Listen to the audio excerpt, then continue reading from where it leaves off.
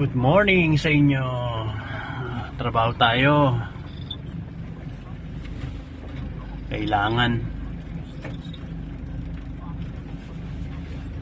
Kailangan maghanap buhay. Maraming bayarin.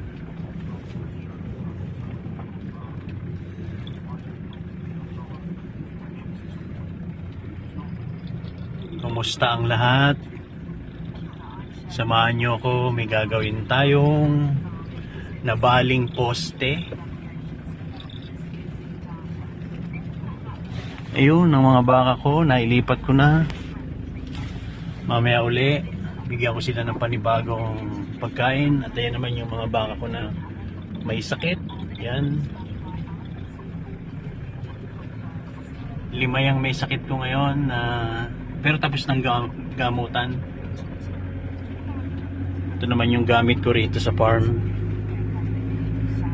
Youth pickup na Nissan.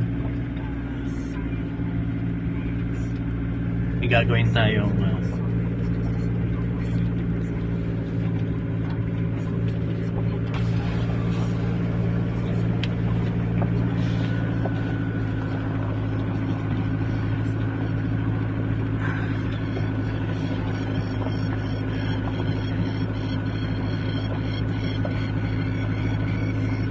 noon kasi na nagpa-trim ako ng ng hedges namin, yung tractor driver nung pinakat namin yan, pinatriman yung ibang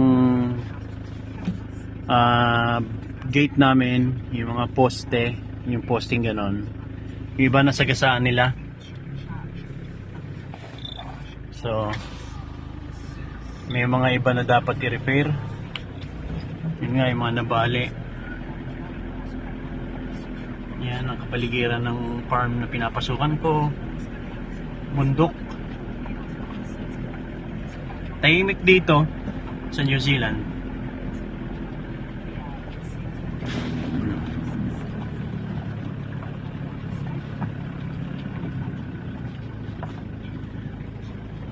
Sara ko muna yung gate para tayo makadaan.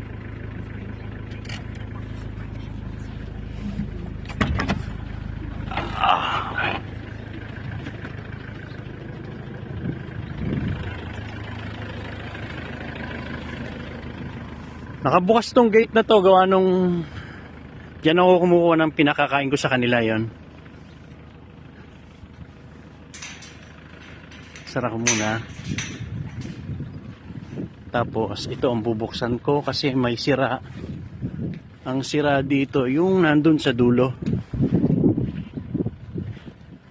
Ito lang naman ang mga trabaho dito sa farm. Pag wala na kaming ginagatasan, yan, time na para mag-repair ng mga sirang bakod, mag-prepare nung gagamitin nyo sa calving, lahat-lahat na yon yung gagamitin nyo sa pagpapalaki ng guya. Tapos mag-repair nya ng mga fence na yan, yun ang gagawin natin ngayon. Pero actually naka-ready rin yung aking mga grass.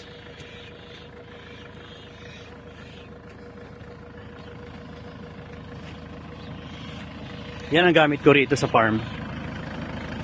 Bukod dun sa single na motor. Medyo madumi nga lang, pero masarap yung may ganito sa farm kasi lalo ngayong winter, at least may laban ka sa lamig. Sara mo lang yung mga bintana. Then kahit bulok to, gumagana naman yung heater. So talagang may laban. May laban sa winter. Gumagana rin yung aircon nya. Pag summer, okay pa rin.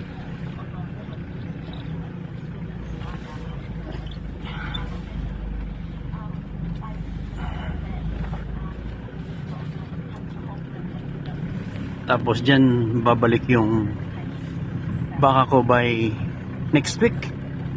Yan, padak na yan. Tapos yan namang mga, yan namang nasa, yan naman, yan. Yan naman yung para sa calving time na mismo. Malalapit sa shed. Yun kasi ang gusto ng boss ko.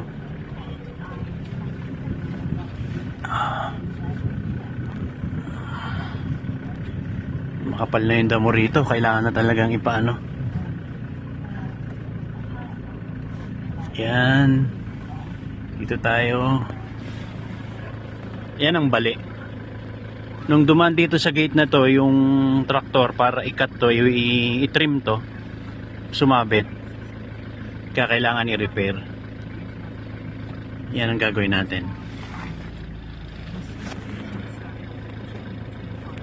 Atras muna ako kasi yan. Ang gagawin.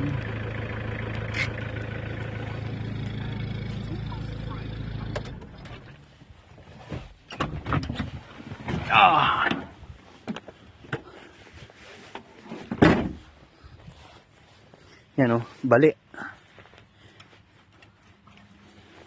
So mag-okay ako ng panibago para iduktong yan. Actually wala nang kuryente to, pinatay ko na dun sa main switch. Pero ito, kaya kung mapapansin nyo, alambre lang yan. Doon sa mga hindi nagtatrabaho sa dairy, doon sa mga viewers ko para ano kayo. Ang bakod namin dito, pansinin nyo, alambre lang. Pero may kuryente yan. Alam na nila yon, hindi yan tatawid dyan.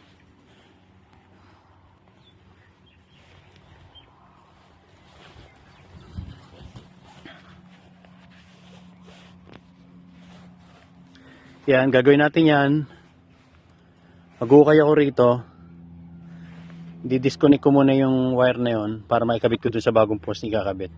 So babalikan ko kayo. Salamat!